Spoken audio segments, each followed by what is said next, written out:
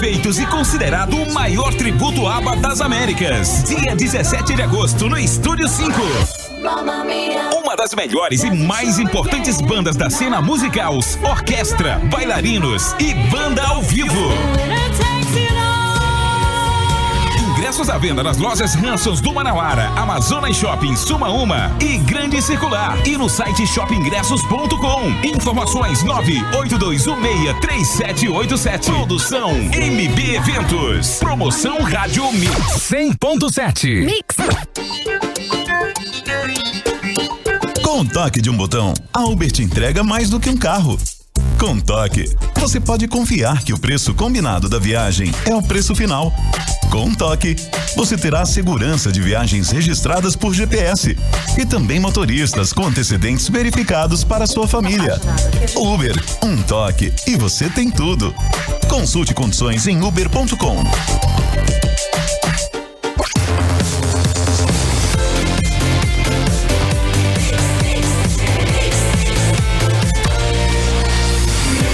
Juntos no melhor mix. No ar, 18 horas. Notícias de Manaus, Amazonas, Brasil e do mundo. Agora na Mix. Muito bem, agora são 18 horas em ponto em Manaus. Muito boa noite para você em 100,7. Boa noite para você aqui na Mix FM. Começa agora o programa 18 horas aqui na Mix FM 100,7. Aqui é o espaço do jornalismo sério, isento, feito especialmente para você, querido ouvinte. Nossa equipe é formada por profissionais de larga experiência e comprometidos aí com a ética e com a verdade. Carlos Júnior, Karime Leão, Cid Soares, juntos no melhor mix com você aí até às 7 da noite com as informações. Karime Leão, hoje... terça-feira, é isso, Karime? Exato, Carlos Júnior. Finzinho do mês, né? Ainda tem esse mês é 31, a né? A baba sai. Só depois da manhã. Muito boa noite para você que nos acompanha em 100,7, para você sintonizado aí na programação da Mix FM. Estamos juntos até às 7 da noite com muita informação. O nosso programa traz notícias reais, ouvindo todos os envolvidos sem sensacionalismo e com um único objetivo, deixar você bem informado com o que realmente é relevante, com o que é relevante para o cidadão. Muito boa noite para você que nos acompanha até às 7 da noite. Carlos Júnior, e hoje estamos com a bancada aqui. É que hoje tá bacana, né? Tá tendo faltas hoje aqui, né? Eles já estão chegando, estão a caminho. É o trânsito. Daqui a pouquinho a gente vamos fazer uma cobertura nesse trânsito aí, mas Cid Soares e Paulo Castro a caminho. Exato, mas aqui ao vivo. Emi Luciano chegou, Karine? Sim, já estamos Chegou, aqui.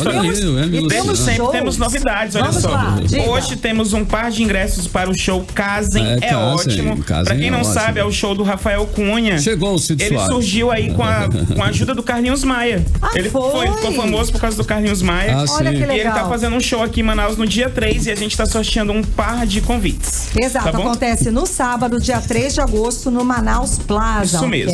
E temos ingresso pro cinema e ingresso pro show Casem Ótimo. Tá aí, no finalzinho do programa eu volto. É a promoção, Cid Soares, você que tá chegando agora não tá sabendo, tem a promoção Casem Ótimo do youtuber Rafael Cunha, sábado, dia 3. É ótimo, tem gente, tudo deixa eu fazer aqui, essa pergunta, é ótimo? Será que é ótimo? Não sei. Eu acho bacana, eu fiquei casado 20 anos, é ótimo.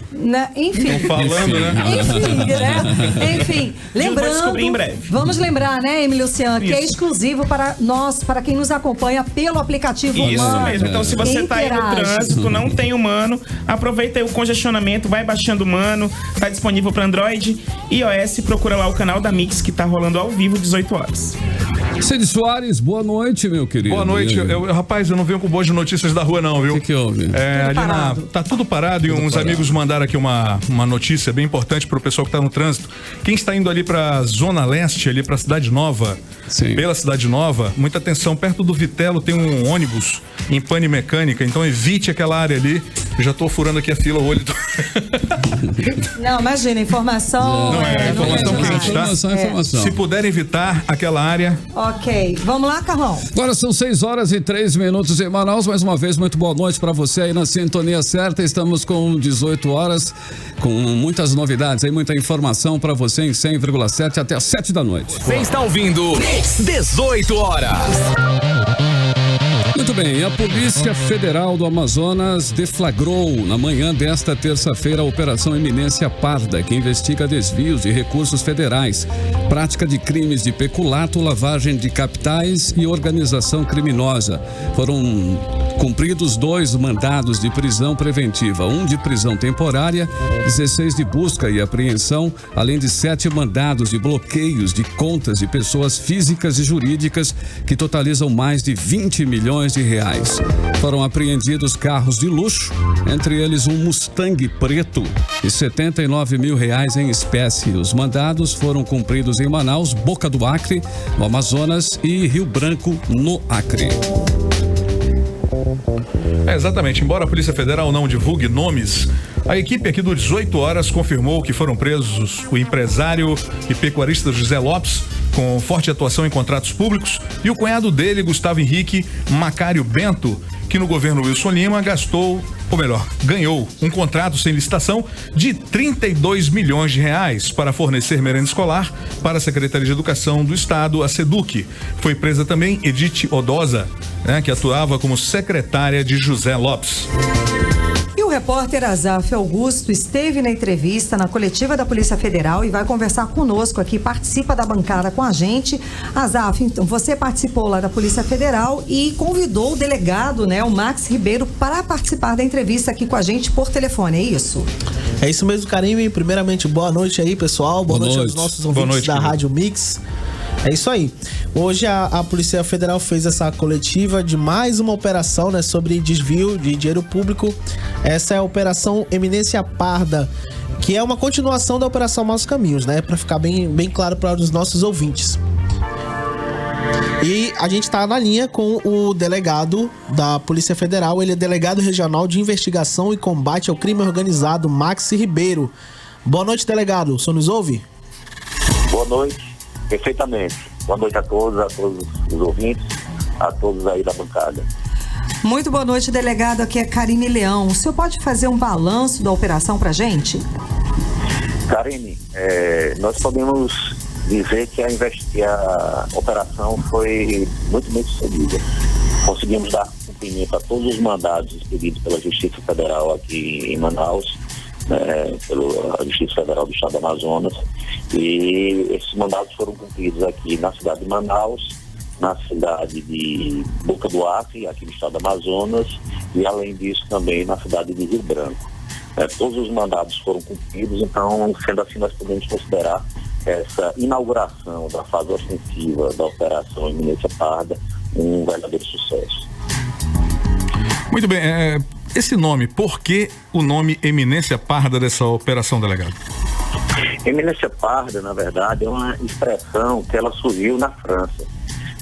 E aí, então ela tem um registro, histórico na França, e ela foi traduzida aqui para o português aqui no Brasil, e nessa tradução ela não foi traduzida, digamos assim, ao pé da letra. Entendi. Mas o fato é que, com a evolução histórica, essa expressão ela hoje é utilizada, e desde também o seu nascedouro, para designar aquele que atua de forma oculta nos bastidores, mas que tem grande poder de influência, de decisão e de mando, Então, isso a partir daquele momento histórico vivido na França, em que tinha um tomador de decisão, um rei, e ali por trás do rei havia aquele que realmente decidia, que exercia uma influência tão tamanha sobre o tomador de decisão que acabava também por influenciar nas decisões que eram tomadas ali. Delegado, então, isso aqui caiu perfeitamente na investigação, porquanto os principais investigados, eles, até através do poder econômico que eles exerciam e do papel deles, tanto na lavagem de dinheiro quanto no desvio de verba pública, eles acabavam por exercer uma forte influência nos tomadores de decisão envolvidos também na investigação.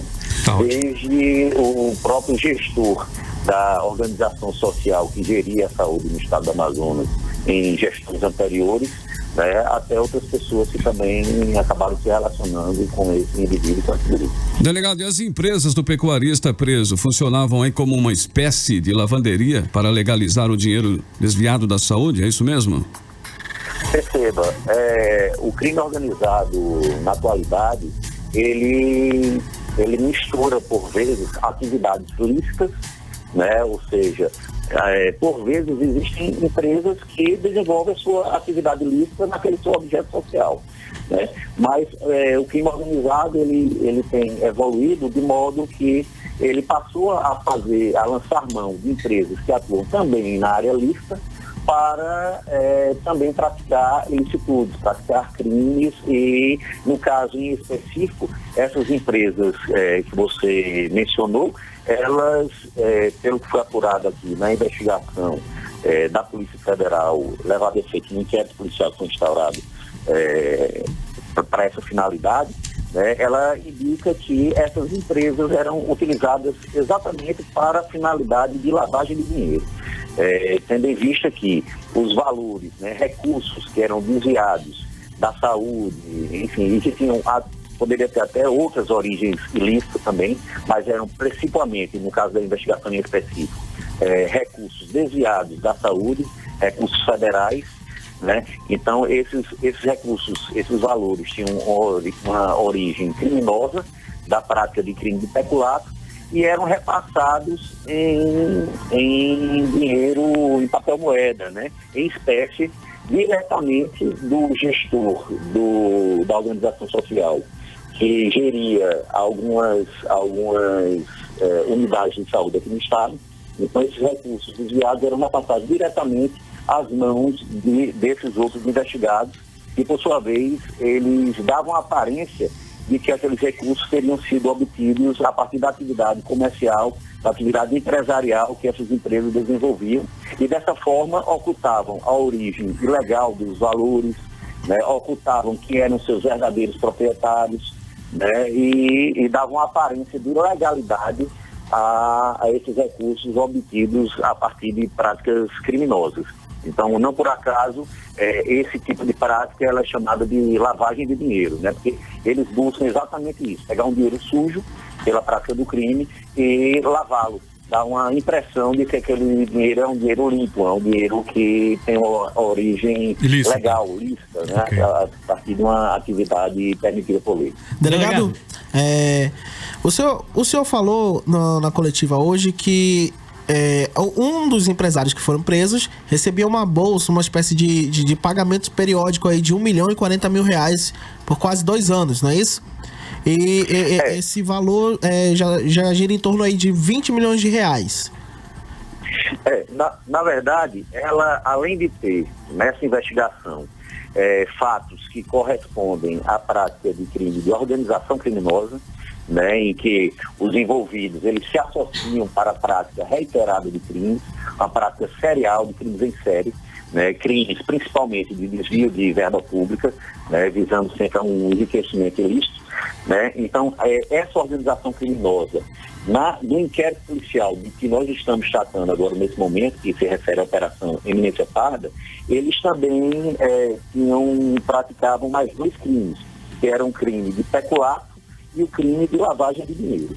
Em relação ao crime que você perguntou agora, é o crime de lavagem de dinheiro.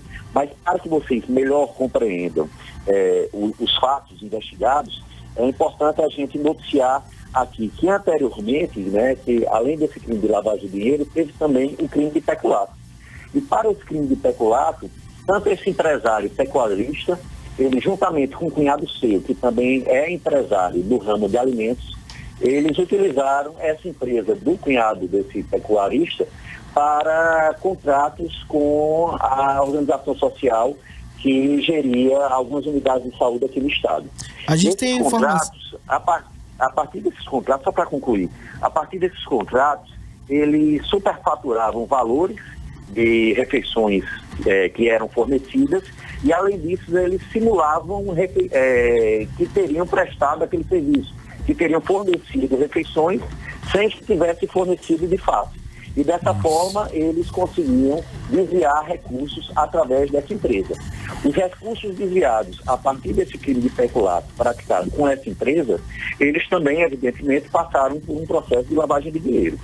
Só que esse pecuarista, além dessa atividade que ele praticou em conluio com o seu cunhado, né, e com o gestor da organização social em referência, ele também praticava crime de lavagem de dinheiro, não apenas em relação ao crime que foi cometido com a utilização da empresa do seu cunhado, mas também ele lavava o dinheiro proveniente de outros desvios de verba praticados pelo grupo que...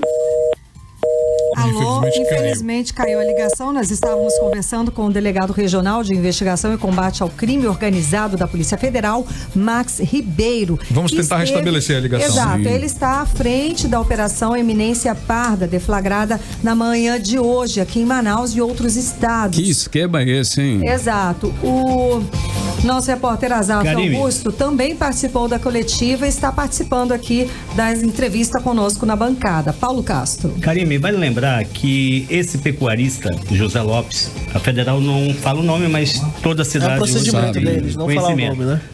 Mas esse empresário foi preso em maio na Operação Ojuara por crime de... meio ambiente, né? Ah, sim. Ojuara, que ainda foi então esse é a segunda vez que esse empresário é preso num espaço de menos de 2 meses. Ele foi preso para investigação e foi solto depois, provavelmente, né? Hoje teve uma ironia nessa coletiva, né, na Polícia Federal, porque foi preso esse empresário que o Paulo citou, que já foi preso na questão ambiental, e na sede da Polícia Federal tinha milhares de madeiras apreendidas lá. Ironia mesmo. Será que era por ele de Ironia novo? Já restabelecemos contato, viu, pessoal? Alô? Só mais uma coisa, vale lembrar que a terceira pessoa presa é Edith Osada, né, que funciona como uma espécie de secretária do Zé Lopes. Nossa, delegado, o senhor nos escuta? Está na linha. Agora sim. Ah, sim, caiu, infelizmente. O senhor estava... o Azaf Augusto... Eu queria só completar aquilo que o senhor estava dizendo, da questão do recebimento de R$1.040.000. Sim, exatamente. Agora, eles recebiam... pergunta, né? Eles recebiam esse valor mesmo com o estado... mesmo com o Amazonas estando em estado de emergência, delegado? Exatamente. Então, como eu vinha dizendo, né?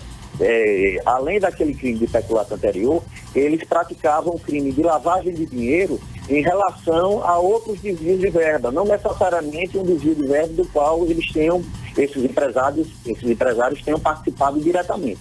Só que os desvios de verba que eram praticados corriqueiramente, sobretudo pelo gestor com auxílio de terceiros, né, o gestor da SOS, então ele repassava diretamente a esses empresários valores em cash, esses valores de forma reiterada, valores que chegavam à cifra de R$1.040.000, né, e que foram nesse montante repetidas vezes repassadas em espécie para esses empresários. Eles eram repassados dessa forma com o objetivo de que esses empresários promovessem a lavagem de dinheiro desses recursos, né, dando ali uma aparência de que os recursos foram obtidos de forma lícita pelas empresas utilizadas para a lavagem de dinheiro e ocultando ali que, na verdade, a origem daquele valor era uma origem ilegal e ocultando também que o verdadeiro proprietário o verdadeiro detentor daqueles valores desviados era a figura desse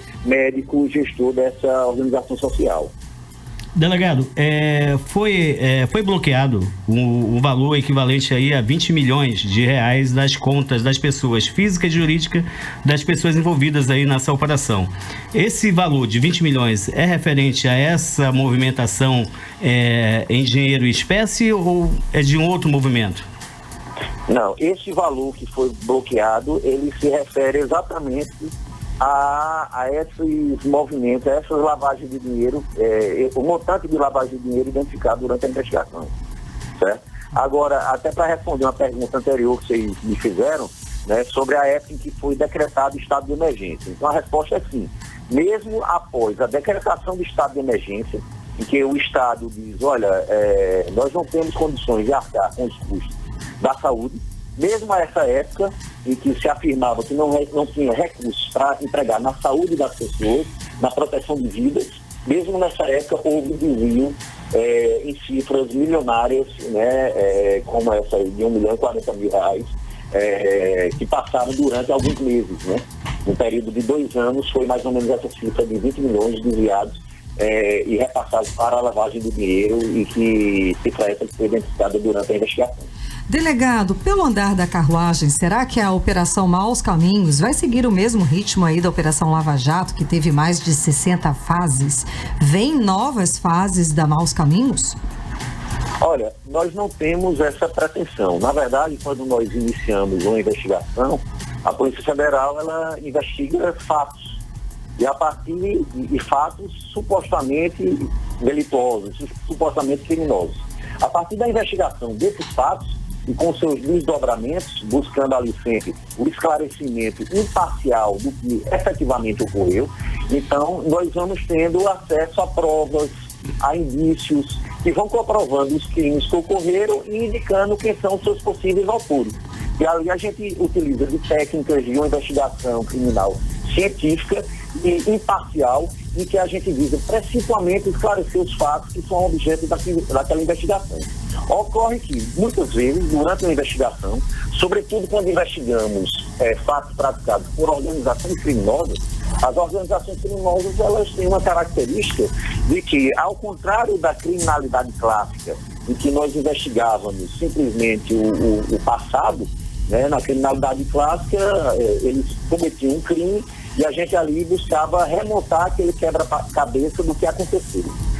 Na criminalidade organizada, nessa nova criminalidade, nós investigamos, além do passado, nós investigamos o presente e fatos que estão acontecendo. Pela própria característica, não da investigação em si, mas a característica que nos é imposta por essa nova forma de atuação da criminalidade, sobretudo a criminalidade organizada. Por quê? Porque o crime organizado, eles buscam ali uma associação que é perene, que visa ao lucro desmedido e a partir da prática de crimes, né, os mais variados possíveis. E aí essas pessoas, como elas estão envolvidas nessa prática corriqueira, como se fosse verdadeiramente uma profissão praticar crimes, né? Então, acaba que durante a investigação sobre a organização criminosa, por vezes nós encontramos o que nós chamamos de encontro fortuito de prova, ou serendipidade, né? Então, nesses casos, a gente tem contato com novos fatos criminosos que nós desconhecíamos no início. E ali, a partir desse contato, dessa informação sobre outros crimes que foram cometidos, a gente passa a investigar também esses novos crimes. E aí a gente pode fazer de 2 formas, tanto no mesmo inquérito que já está instaurado, no bojo do qual a gente já está realizando aquela investigação, se o fato tiver uma relação mais direta com aquilo que a gente já vem investigando, quanto em novas investigações criminais, como ocorreram aqui nessas 6 fases da Operação Maus Caminhos. Muito bem, delegado. Hoje já fazemos a 6ª fase. Olha só, delegado, na semana passada, a desembargadora Mônica Cifuentes, do Tribunal Regional Federal da 1ª Região, só para lembrar esse fato, doou o avião apreendido pela Polícia Federal da Operação Maus Caminhos para a Polícia Militar de Minas Gerais. Por que esses bens apreendidos nessa operação aqui em Manaus não são leiloados e os recursos arrecadados repassados para o governo do Amazonas? Olha, uma primeira premissa nossa é que nós não criticamos decisões judiciais e nesse caso em específico não temos motivo algum para criticar essa decisão judicial em específico. É claro, temos o nosso posicionamento e a gente defende o nosso posicionamento, mas respeitamos, né, essa premissa básica, respeitamos as decisões judiciais e as cumprimos, tá certo? No caso em específico, o que é que ocorreu para que nós possamos esclarecer bem a sociedade, ela ficar ciente do que é que ocorreu no caso. Nesse caso em específico, houve já uma condenação e dessa condenação resultou uma determinação de perdimento desse bem em favor da União.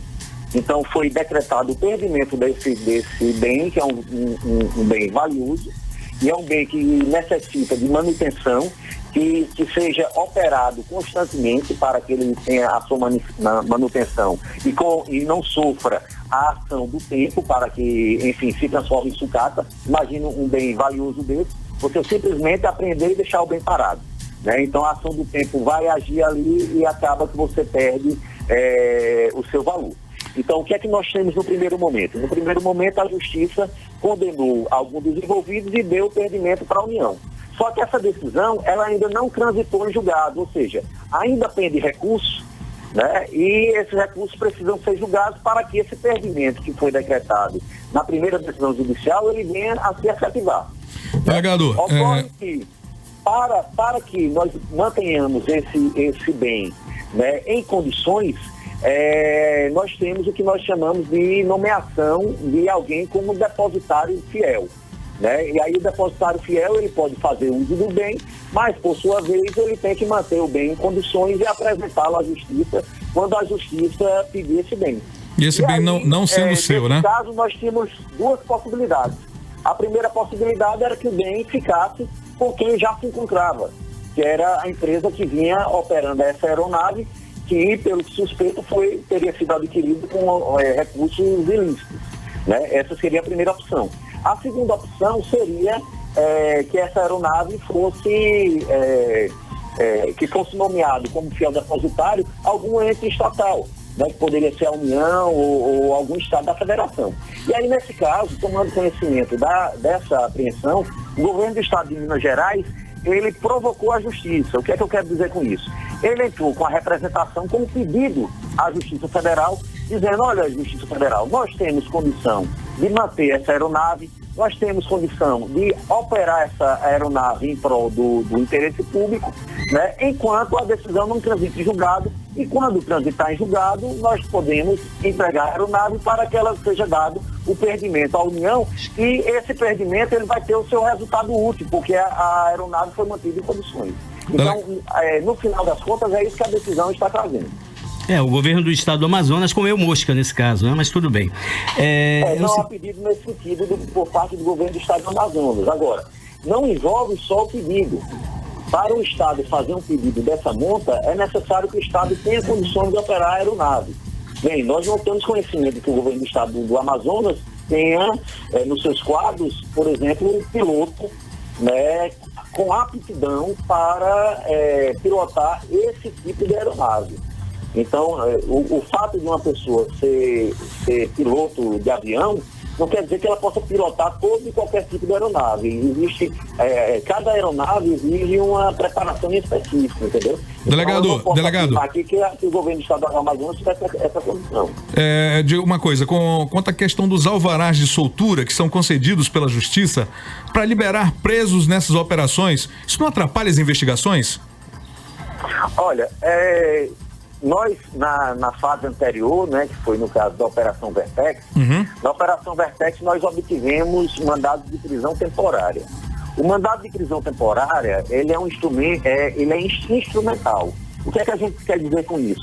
Ele serve a um propósito. Qual é o propósito? É o propósito da investigação criminal.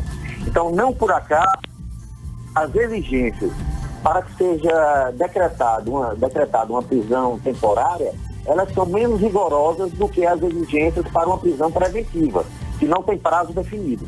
Então, a prisão temporária, no interesse da investigação, ela, no caso específico, tinha um prazo de 5 dias. Para quê? Para que, naquele período, nós pudéssemos desenvolver as nossas diligências, inquirir os envolvidos naquelas práticas criminosas investigadas, e sem que possibilitasse aos envolvidos atrapalhar as investigações naquele período, sem que fosse possível a eles combinar versões, entendeu? Ameaçar pessoas ou qualquer coisa do tipo, entendeu? Que pudesse atrapalhar as investigações. Além disso, essa instrumentalidade da prisão temporária, ela também tem como final que a gente realize outras diligências, analise o material, promova requisições, né? E de uma forma rápida no interesse da investigação. Já nessa operação que deflagramos hoje, nós tivemos uma prisão temporária, que foi de uma mulher, mas em relação aos 2 empresários, foram prisões preventivas.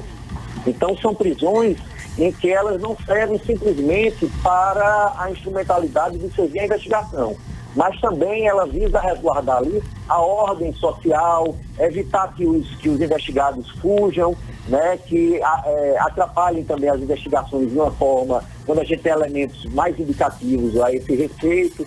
né, ou quando são investigados que praticam reiteradamente crimes, né? Vocês mesmos falaram que um dos alvos de hoje, ele havia sido preso num passado próximo, né, recente, ainda neste ano.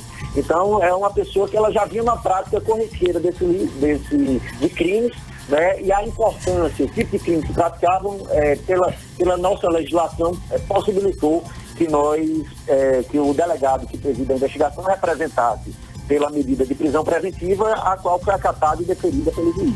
Delegado, para encerrar nossa entrevista, eu pergunto o seguinte: a empresa GH Macário Ben ganhou, no início do ano, um contrato de 32 milhões de reais no governo do estado para fornecer justamente alimentos para a Secretaria de Educação. Esse contrato está sendo investigado também ou não? Como eu já disse anteriormente, uma investigação criminal, um inquérito policial, ele tem um objeto, né? E o objeto dele, ele se referia a um tempo e a determinados contratos, eram contratos relacionados à saúde, e que para trazer até a nossa atribuição, envolviam também verbas federais, né? O fato dessa empresa ter sido investigada na operação que nós deflagramos hoje, não quer dizer que eles tenham voltado necessariamente a tratar. Alô, delegado, o senhor nos escuta? Caiu infelizmente, novamente a ligação. Estávamos conversando com o delegado regional de investigação e combate ao crime organizado da Polícia Federal, Max Ribeiro, exatamente sobre a Operação Eminência Parda, deflagrada hoje aqui em Manaus e também em outros estados, e que Azaf Augusto, que estava lá ao vivo, pode fazer aí umas considerações finais, já que infelizmente porque foi bem explicadinho, né? Ainda tem? O delegado tá na linha de novo. Conseguimos então novamente restabelecer o contato. Alô, delegado. Alô, delegado. Oi. O senhor pode ir para as suas considerações finais. Muito obrigada pela sua participação hoje aqui no programa 18 horas para falar sobre mais essa operação da Polícia Federal aqui no estado. Em nome da Polícia Federal, nós agradecemos todo o apoio aí da imprensa, né? Agradecemos a vocês aí da Rádio Mix FM, agradecemos a toda a sociedade pelo apoio que tem dado, concedido à Polícia Federal, e, enfim, desejamos a todos um bom trabalho e deixamos o nosso compromisso de realizar o nosso trabalho com o maior profissionalismo, né? Buscando sempre o melhor resultado para as investigações e para a sociedade.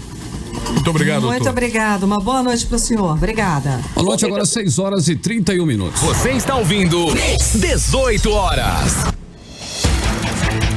Muito bem, é menos de 24 horas após o massacre que resultou na morte de 57 presos, o governo do Pará iniciou a transferência de um grupo de 46 detentos do Centro de Recuperação Regional de Altamira, sudeste do Pará, para Belém, na manhã desta terça-feira. 8 líderes de facção vão ser encaminhados para presídios federais, 8 para unidades prisionais de Belém, onde ficarão em isolamento, e mais 30 detentos vão ser distribuídos por 5 outras prisões. As transferências, que começaram por volta das 9 da manhã de hoje, devem ser concluídas até amanhã, dia 31 de julho.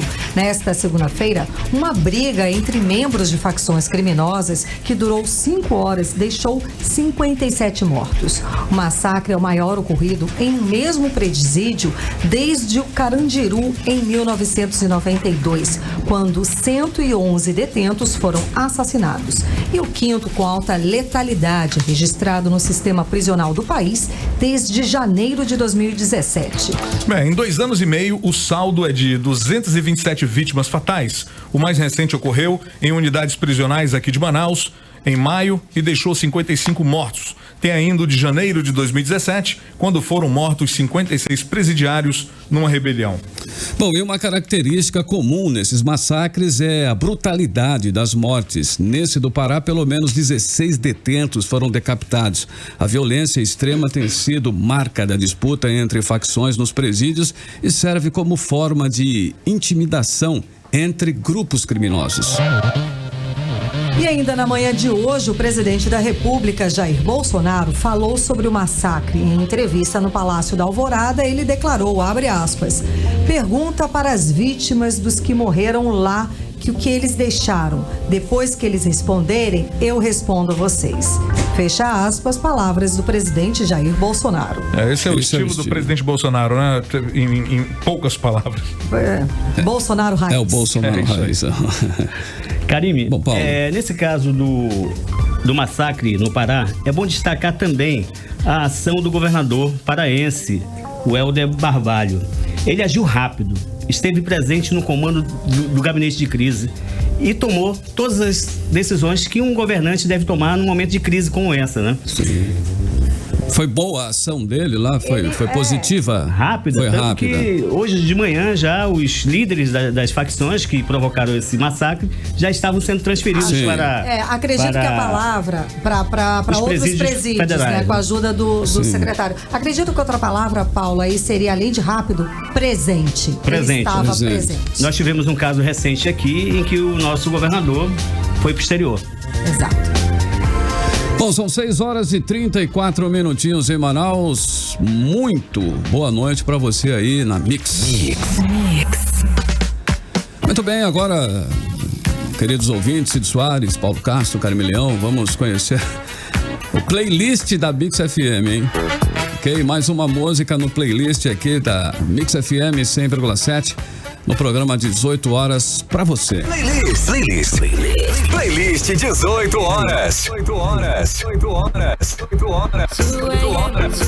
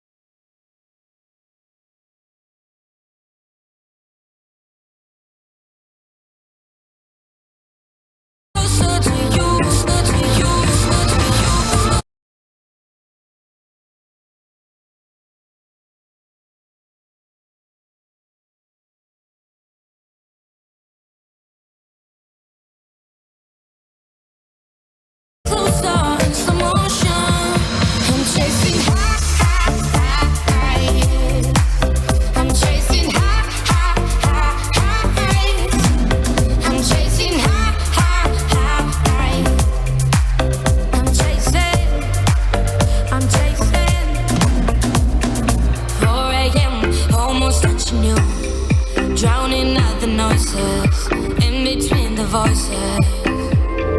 5 a.m. there is something more. I called the look you gave me. Phases growing hazy. And I better know what to do. Who's gonna be the first one to move? I wanna get closer to you. And I better know what to do. Who's gonna be the first one to move? I wanna get closer to you. I was chasing highs till I found you. We're doing it in slow motion. We're doing it in slow motion. I was chasing highs till I found you. You are getting closer in slow motion. I'm chasing highs. I'm chasing highs. I'm chasing highs.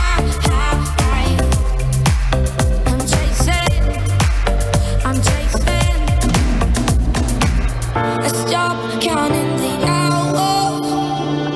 Space, sweetness getting smaller and smaller. I'm losing my power. I'm falling higher and higher with you. I was chasing highs till I found you. We're doing it in slow motion. We're doing it in slow motion. I was chasing highs till I found you. You are getting closer in slow motion. I'm chasing highs. I'm chasing highs. I'm chasing highs. I'm chasing. Muito bem, mais uma que você conferiu aqui no playlist da novidade Alma Fófia, música Chasing Rags, né? Mais uma que você conferiu aí, ela é conhecida como Alma e é uma cantora, compositora, ela é finlandesa, não é isso, Cid Soares? Finlandesa. Então, ela é finlandesa, cara, eu sempre achei ela cantando assim uma coisa meio diferente, né? O inglês dela completamente confusão.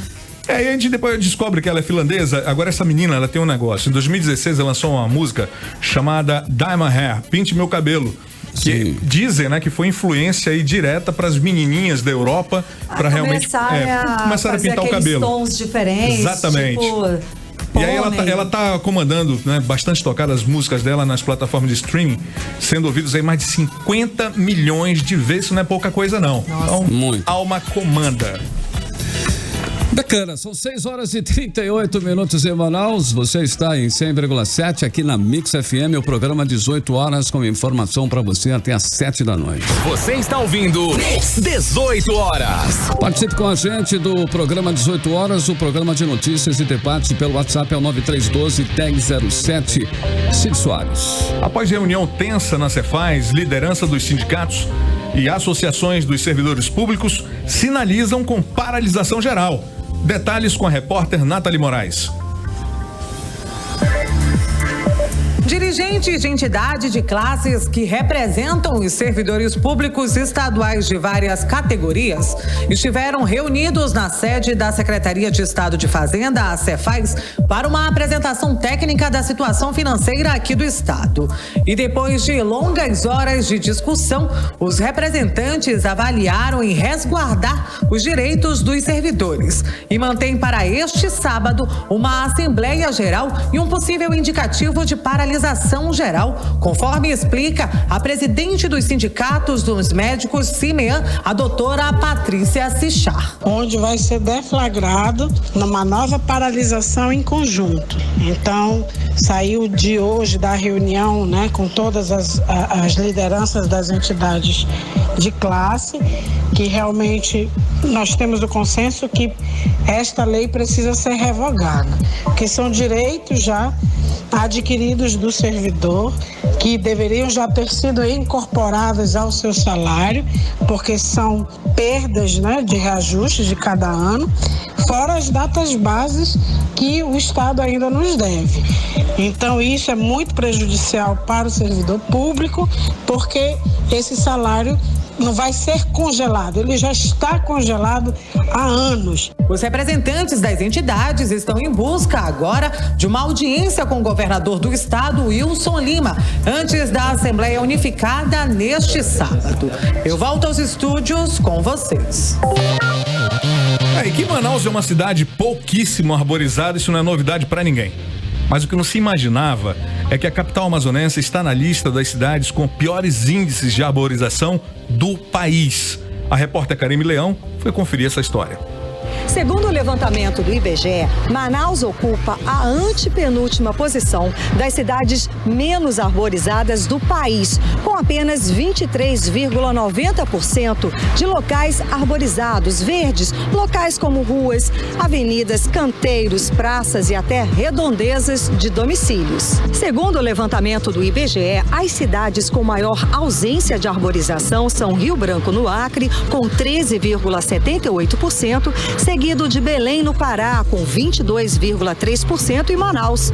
As campeãs em arborização são Campo Grande, no Mato Grosso do Sul, com 96,30%, Goiânia, Goiás, com 89,31% e Porto Alegre, no Rio Grande do Sul, com 82,73%. E essa realidade não é de hoje. Pensando em mudar essa situação, a Secretaria Municipal de Meio Ambiente e Sustentabilidade fez um estudo e em 2016 lançou o programa Arboriza, justamente para mudar essa situação. E de lá para cá, já são 33 mil novas mudas de árvores plantadas em toda a cidade. E o interessante aí é que os agentes, né, da secretaria, além de plantarem, eles cuidam.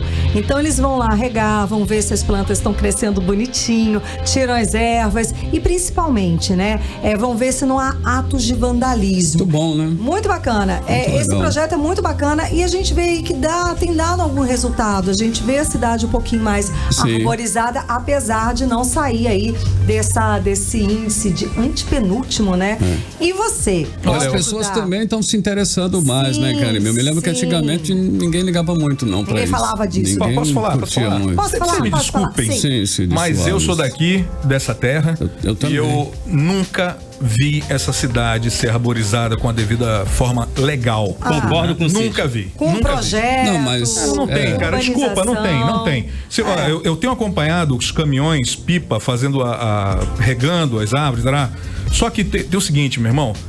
É difícil quando o povo não coopera. Pois mas você não acha que hoje está cooperando mais? A consciência não está bem mais. Vamos falar sério. Esses agentes da secretaria. Falta campanha, falta falar, falta todo mundo abrir o verbo. Tem que plantar árvore mesmo. Teve uma campanha da prefeitura, não lembro quem era o prefeito à época, mas houve uma campanha muito séria e forte, onde as secretarias trabalhavam em conjunto, certo? Fazendo campanhas, promovendo o plantio de árvores, entregando mudas. Enfim, teve um trabalho bacana. Mas isso para quando sai um prefeito e entra outro, parou tudo. Não há continuidade, é um absurdo. Bom, tá certo. Pra mudar esse quadro aí, só uma campanha maçante, exatamente.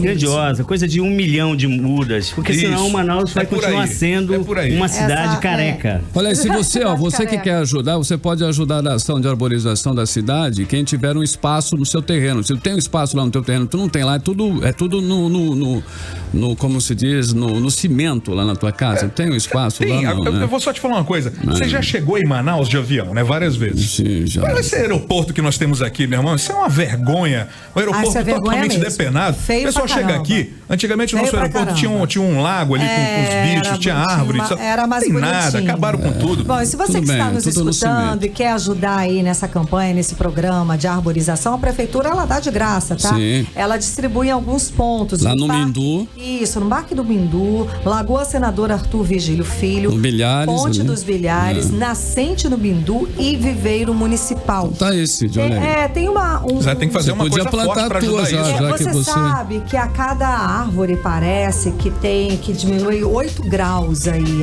ela dá uma sensação de frescor.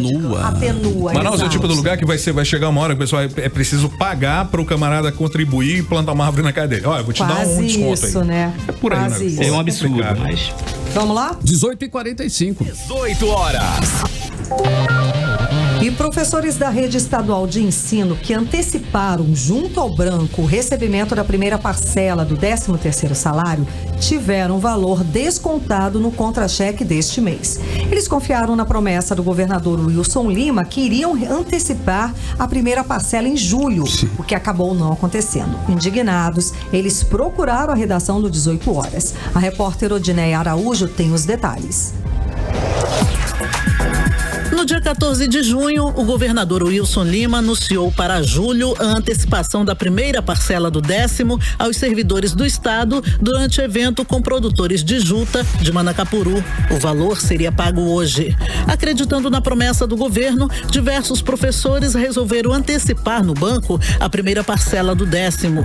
Foi o caso da professora que vamos identificar apenas como Eliana. Hoje, quando ela foi sacar o salário do mês, ficou sabendo que o banco descontou o adiantamento do 10º, mesmo o governo não tendo feito o pagamento. Eu estou consternada, eu estou hoje vivendo um dos piores dias da minha vida. Esse dia hoje para mim tem sido um infortúnio e graças à ação de uma pessoa que pega um estado para gerir e não tem competência nenhuma. Como dizia minha mãe, quem não pode, como pode, nem pegue na rodilha. Eu não posso nem me referir a esse senhor Wilson Lima como excelentíssimo governador, porque ao longo desses meus 20 anos de magistério, eu nunca passei por situação semelhante. De ter um valor insignificante que não dá nem para eu colocar gasolina 3 dias no meu carro, quanto mais para eu trabalhar no decorrer de todo o mês de agosto. porque eu leciono em 3 escolas diferentes e preciso me locomover, né? Como se não bastasse, muitas vezes o educador tem que tirar do próprio bolso para comprar tinta, para pincel, porque não tem nas escolas, as escolas sucateadas, e às vezes a gente enfrenta calor, enfrenta outras mazelas para poder cumprir com a nossa obrigação de trabalhador. Quando eu decidi fazer a antecipação do meu 10º, da primeira parcela, foi por conta de uma notícia que eu ouvi, ele empolgado não sei com que, dizendo que ia fazer a antecipação, que ia pagar o funcionalismo público no mês de julho, né? O que ele não cumpriu com a palavra dele, como sempre, como inúmeras coisas ele não vem cumprindo, entendeu? Então agora tá aí, meu dinheiro caiu, o que me resta é R$194. O que eu vou fazer com esse dinheiro? Aproveitando a ocasião, o banco propôs um empréstimo para ser pago em até 8 anos, ou 96 vezes.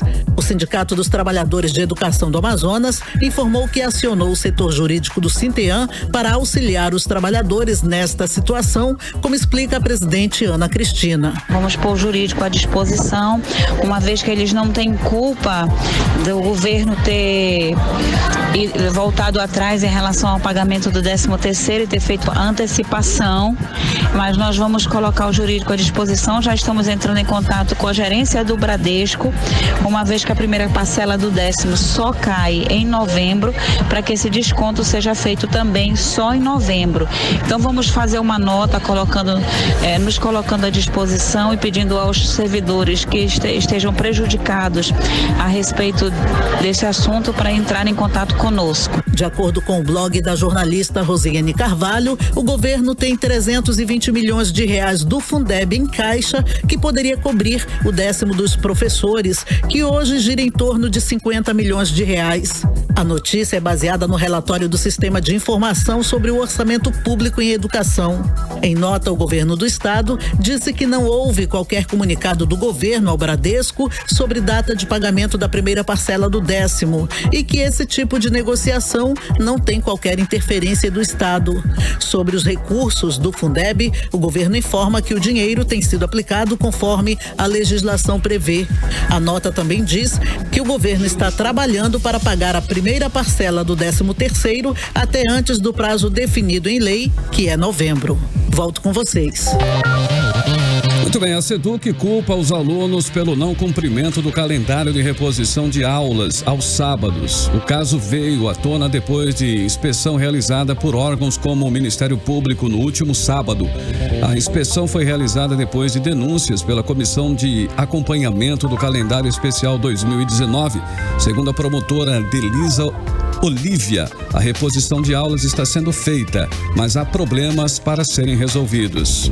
Esta comissão está fazendo o levantamento de todas as situações encontradas para serem corrigidas pela SEDUC. A Secretaria de Educação do Amazonas informou em nota que a ausência de alunos é a principal dificuldade para a reposição de aulas aos sábados. A reposição de aulas acontece por conta da greve dos professores, que aconteceu durante os 40 dias e aconteceu entre os meses de maio e abril. E segundo o secretário de Educação, Luiz Castro, no sábado, somente 35 mil alunos compareceram nas aulas. Isso de um total de 175 mil alunos. Atualmente, mais de 300 escolas da capital e do interior estão com um calendário especial, que inclui aulas aos sábados, 2 vezes por mês em alguns feriados.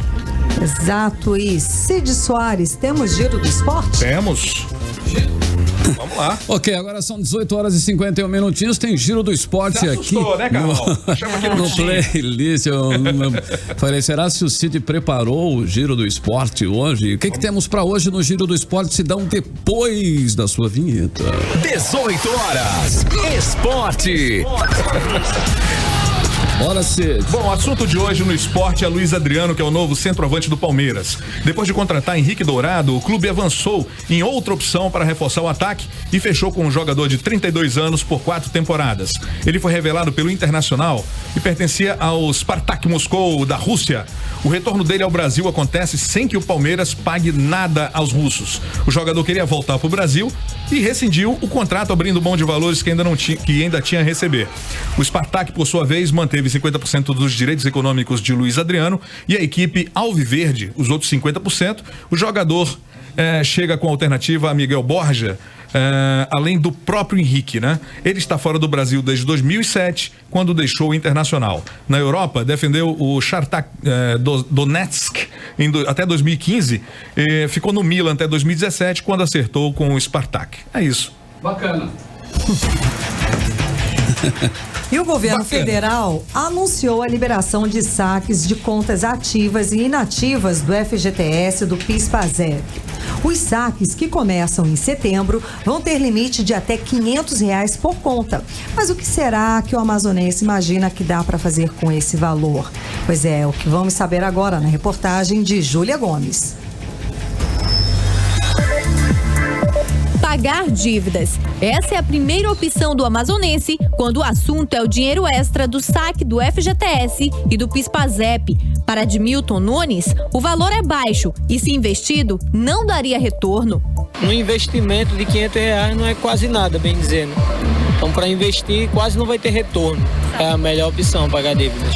E é o que pensa o consultor de vendas Potiguara Tavares. É um valor muito baixo, né? Então, seria mais necessário você pagar a tua dívida, entendeu? Quitar a tua dívida para ter uma negociação depois pela frente melhor. Para auxiliar de serviços gerais Cleonice da Silva, aplicar o valor é a forma mais rentável. Eu vou investir, porque agora eu não tenho como dívida, essas coisas acumuladas, então dá para me investir, né? Botar numa poupança, alguma coisa, fazer alguma coisa com ele, para ver se rende, né?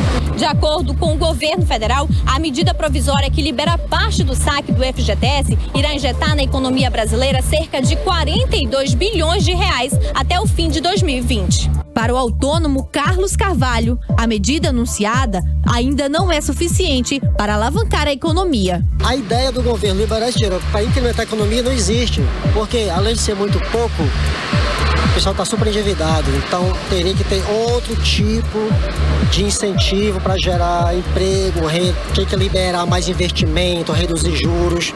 Esses R$500 é muito pouco. O modelo tradicional de saques permanecerá.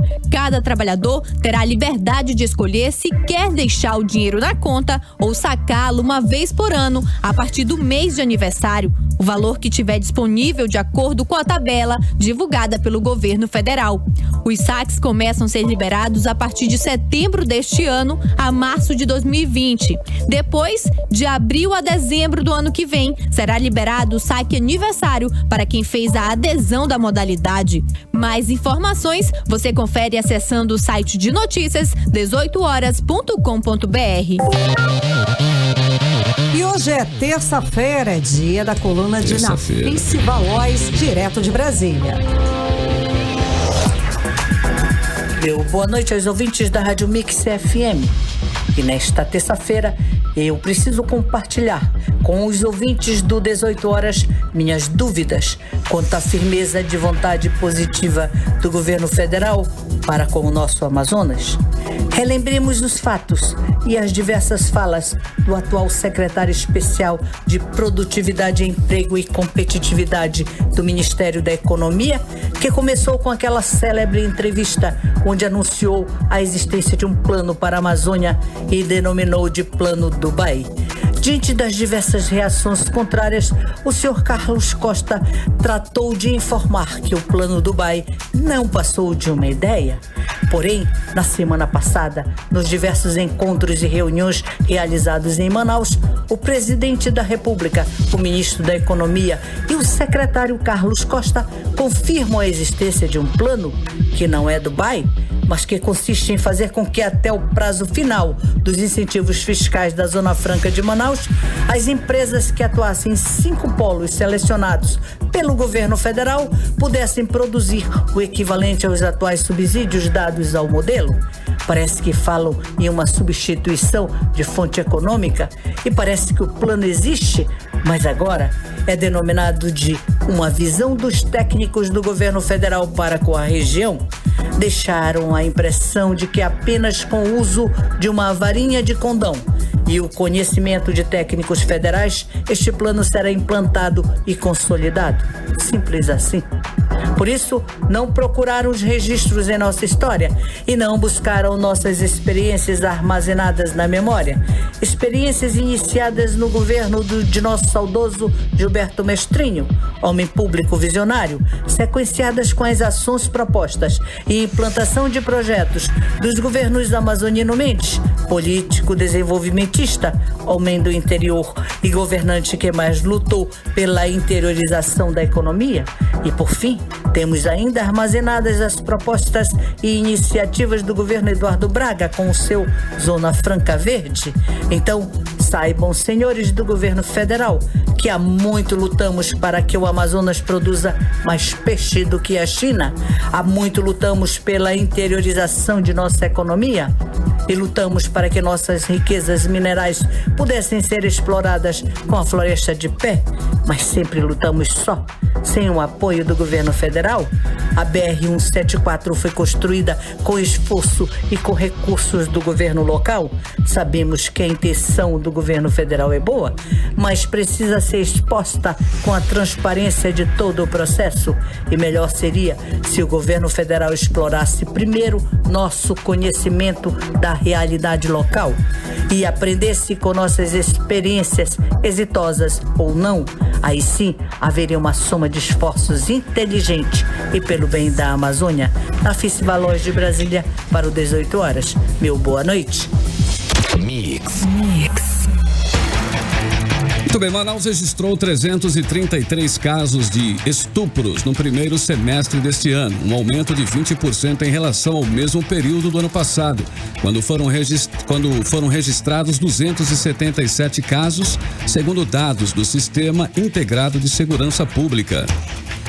Desses 333 casos, 31% deles ocorreram em bairros da Zona Norte de Manaus. Em seguida, aparece a Zona Leste, com 27%. E em terceiro, a Zona Oeste, com 16% dos casos. De acordo com a delegada especializada em crimes contra a mulher, Débora Mafra, esse tipo de crime é mais difícil de controlar em decorrência das modalidades que ele acontece com os de vulneráveis, coletivo corretivo e os combinado com violência doméstica.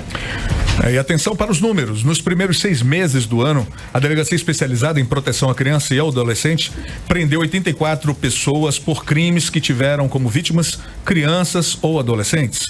Do total de prisões, 61 foram em flagrante e 23 em cumprimento de mandados solicitados judicialmente e cumpridos durante operações policiais. É importante lembrar que as denúncias podem ser feitas diretamente para a Delegacia Especializada em Crimes contra a Mulher, no conjunto Vista Bela, Rua 6, número 1, na Zona Centro-Oeste, pelo e-mail depca@policiacivil.am.gov.br e também pelo telefone 3656-8575. Repetindo, hein? 3656-8575. Você está ouvindo 18 horas. E agora, M. Luciano na área? Isso, vamos lá. A galera tá comentando aqui e vai ganhar ingresso de cinema agora. Vamos lá. Quem vai pro cinema é o Alax Ribeiro e a Michele Feitosa Batista. Alax Ribeiro. Alax Ribeiro. Eu achando que o Luciano tinha lido. Não, podia eu ser também. Alex Ribeiro. É Alax Ribeiro e a Michele Feitosa Batista. E quem vai pro show de humor Casem é ótimo. Olha aí o No dia 30 de julho lá no Plaza. Isso, no Plaza. É a Juliane de Souza Lima. Amanhã tem mais ingressos, dia gente. 3 de agosto. 3 de agosto. Sábado agora. Sábado. Paulo, casar é bom, Paulo? Você tem experiência? Casem é ótimo. Vale a pena. Vale a pena. Então pronto, vale a pena. Agora 19 horas e 2 minutos, hora do Editorial 18 horas. Editorial 18 horas. É inaceitável que empresas envolvidas em esquemas de corrupção, como é o caso da GH Macário Bento, alvo da Operação Eminência Oculta da Polícia Federal, continue atuando na hostes do Estado. Não é a primeira vez que essa empresa é denunciada.